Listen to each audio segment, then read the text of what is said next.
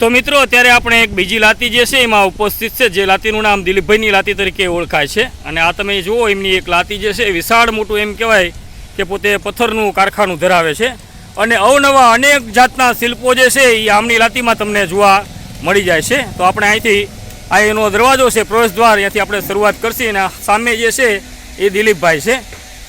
તો આપણે દિલીપભાઈ, પહેલું તો અત્યારે સવારના ગુડ મોર્નિંગ તમને. અને દરેક દર્શક મિત્રો અમારા તમને જોઈ રહ્યા છે. ખાસ કરીને આપણે વર્ણન તો કરી દીધું હોય તમારી લાતીની અંદર કઈ કઈ પ્રકારના તમે પ્રોડક્ટ જે છે એ આપણે પથ્થરની સાથે જોડાયેલા તમે તૈયાર કરો છો, બરોબર? ટૂંકની અંદર વર્ણન આપણે જારી જો આવી બને છે.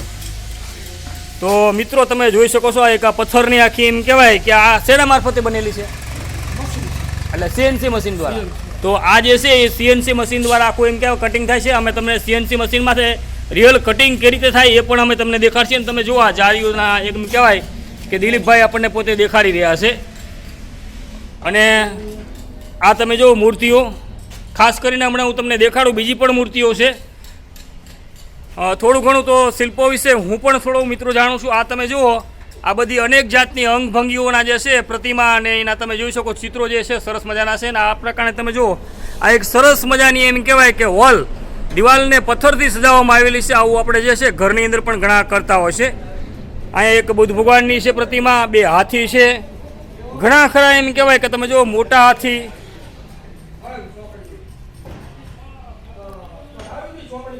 આપણે દિલીપભાઈ આ બાજુ આવશો જરા, આના વિશે થોડું અમારા દર્શક મિત્રોને.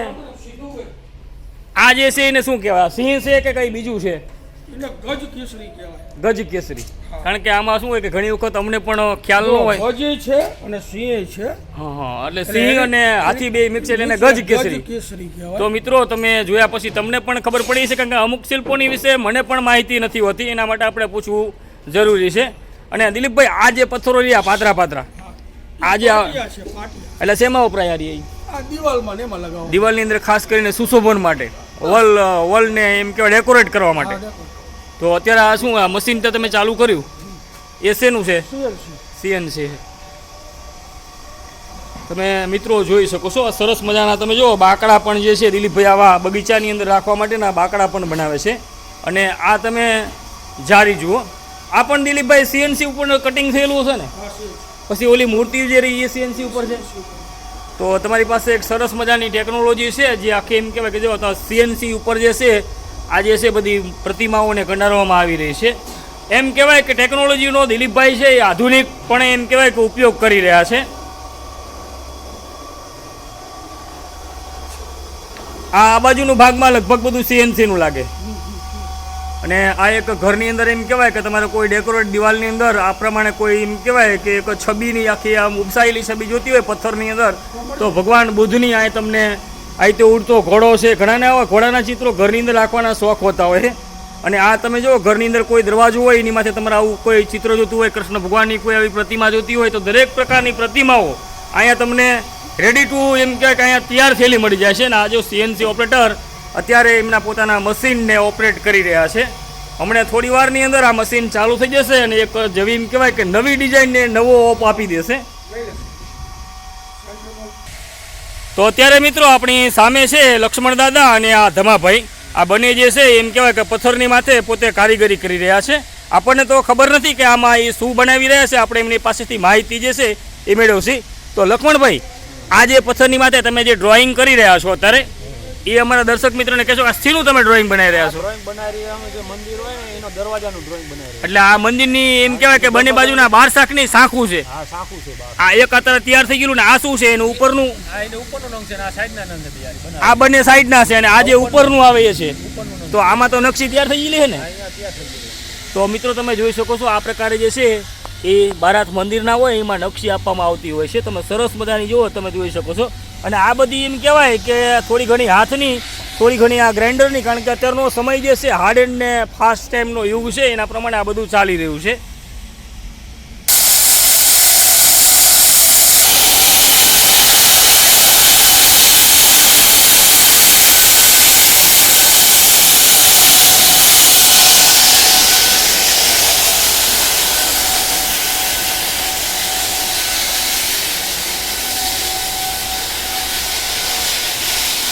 અને આ છે મિત્રો જે કટિંગ મશીન આપણે જોયું ચાલી રહ્યું છે એનું પેનલ બોર્ડ છે. અહીંથી એને જે છે કંટ્રોલ કરવામાં આવે છે. અને આ છે એમના કારીગર.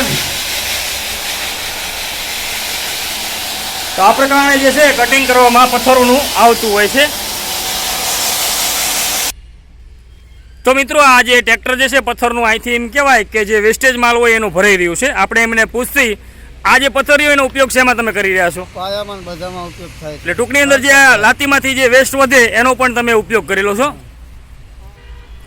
તો તમે જોઈ શકો છો આ જે છે આ પ્રમાણે તમે જો ટેલરને જે છે આ બધા પીસીસ જે હોય વધેલા હોય જે વેસ્ટ માલ એને પણ મકાનની અંદર ઉપયોગ લઈ લેવામાં આવી રહ્યો. શું નામ તમારું પહેલાં? ગોવિંદ. ગોવિંદભાઈ, સરસ. લો તમે બહુ સારું કામ કરી રહ્યા છો.